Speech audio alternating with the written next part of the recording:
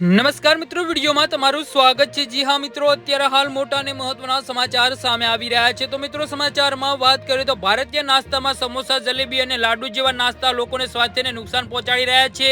તાજેતરમાં social media અને કેટલાક મીડિયા અહેવાલોમાં દાવો કરવામાં આવ્યો છે કે કેન્દ્ર સરકારે આ લોકપ્રિય વાનગીઓ અંગે ચેતવણી જાહેર કરી છે। આ અહેવાલો લોકોમાં મૂંઝવણ અને ચિંતા પેદા કરી છે। સોશિયલ મીડિયા અને કેટલાક મીડિયા રિપોર્ટ્સ પર આવો દાવો કરવામાં આવી રહ્યો છે કે કેન્દ્રીય આરોગ્ય મંત્રાલય સમોસા અને જલેબી અને લાડુ જેવા પરંપરાગત ભારતીય નાસ્તા પર આરોગ્ય ચેતવણી જાહેર કરી છે। જો કે પીઆઈબી ફેક્ટ ચેક આ અહેવાલોને સંપૂર્ણપણે ખોટા ગણાવ્યા છે। જી હા મિત્રો, અત્યારે હાલ મોટા અને મહત્વના સમાચાર સામે આવી રહ્યા છે। તો કેટલાક મીડિયા રિપોર્ટ્સમાં સોશિયલ મીડિયા પોસ્ટમાં કહેવામાં આવી રહ્યું છે કે આરોગ્ય મંત્રાલયે રસ્તાના કિનારે વેચાતા સમોસા, જલેબી અને લાડુ જેવી ભારતીય ખાદ્ય ચીજો અંગે ચેતવણી જાહેર કરી છે અને તેમને હાનિકારક ગણાવ્યા છે। પીઆઈબીના સત્તાવાર ફેક્ટ ચેક એક્સ હેન્ડલ પર દ્વારા સ્પષ્ટ કરવામાં આવી છે કે આ દાવો સંપૂર્ણ ખોટા અને ભ્રમાત્મક છે।